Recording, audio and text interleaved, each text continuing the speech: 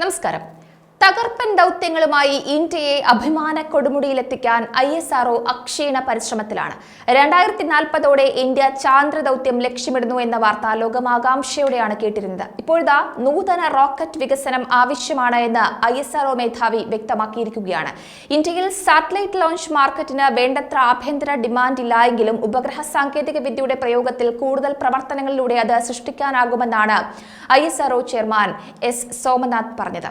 വൻകിട കമ്പനികൾ ബഹിരാകാശ മേഖലയിലേക്ക് പ്രവേശിക്കാൻ തയ്യാറാണെന്നും എന്നാൽ ഓർഡറുകൾ സുരക്ഷിതമാക്കുന്നതിനുള്ള സമയപരിധിയെക്കുറിച്ച് അവർ ആശങ്കാകുലരാണെന്ന് ഇന്ത്യ സ്പേസ് കോൺഗ്രസ് 2024 അഭിസംബോധന ചെയ്തുകൊണ്ട് അദ്ദേഹം വ്യക്തമാക്കുന്നുണ്ട്.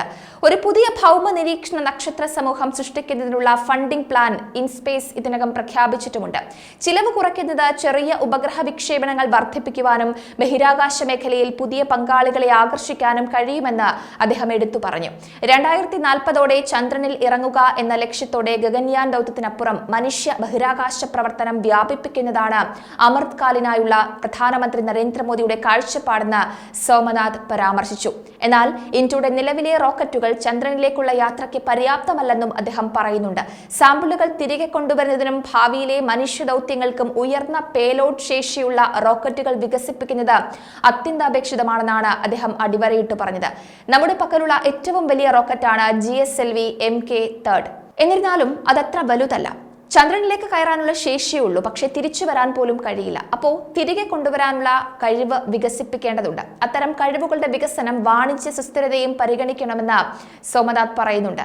ബഹിരാകാശ പ്രവർത്തനങ്ങൾ ഒരു വിശാലമായ ആവാസ വ്യവസ്ഥയെ പിന്തുണയ്ക്കണം, അല്ലാതെ ചാന്ദ്ര ദൗത്യങ്ങളിൽ മാത്രം ശ്രദ്ധ കേന്ദ്രീകരിക്കരുത് എന്നതാണ് മറ്റൊരു പ്രധാനപ്പെട്ട കാര്യം. ലോഞ്ചറുകൾ ഉൽപ്പാദിപ്പിക്കുന്നതിനുള്ള ഇന്ത്യയുടെ വ്യാവസായിക ശേഷി ഗണ്യമായി വർദ്ധിപ്പിക്കേണ്ടതുണ്ട് എന്നും ഉൽപാദന ശേഷി വർദ്ധിപ്പിക്കുന്നതിന് കൂടുതൽ കമ്പനികൾ ഈ രംഗത്തേക്ക് കടന്നു വരണമെന്നും അദ്ദേഹം പറയുന്നുണ്ട്.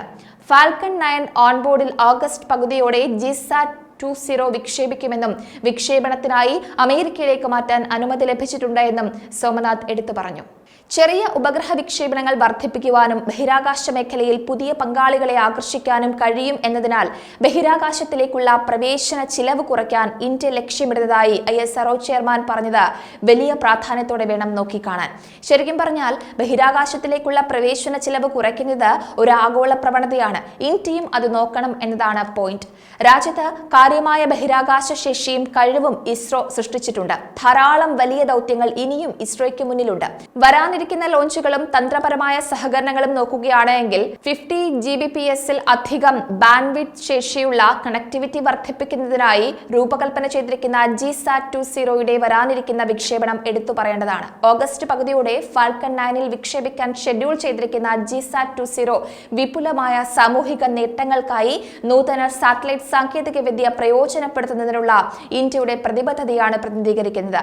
അന്താരാഷ്ട്ര ബഹിരാകാശ സമൂഹത്തിൽ ഇന്ത്യയുടെ തന്ത്രപരമായ പങ്ക് ഉയർത്തിക്കാട്ടുന്ന ആഗോള പങ്കാളികളുടെ സംഭാവനകളും എടുത്തു പറയേണ്ടതാണ്.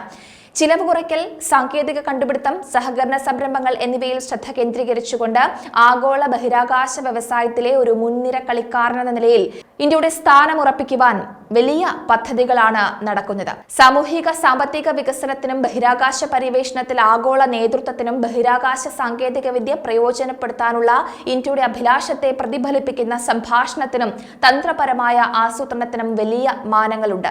എന്തായാലും ISRO ഇന്ത്യയുടെ ഖ്യാതി ലോക നെറുകയിൽ എത്തിക്കുവാനായി അശ്രാന്ത പരിശ്രമത്തിൽ തന്നെയാണ്. ഇന്ത്യ ബഹിരാകാശ രംഗത്ത് മെച്ചപ്പെട്ട വികസനങ്ങൾ ഇനിയും സ്വന്തമാക്കും എന്നതും അടിവരയിട്ട് പറയേണ്ടതാണ്. ഇന്ത്യയുടെ പുതിയ പുരോഗതിക്കായി, വികസനങ്ങൾക്കായി നമുക്ക് കാതോർക്കാം.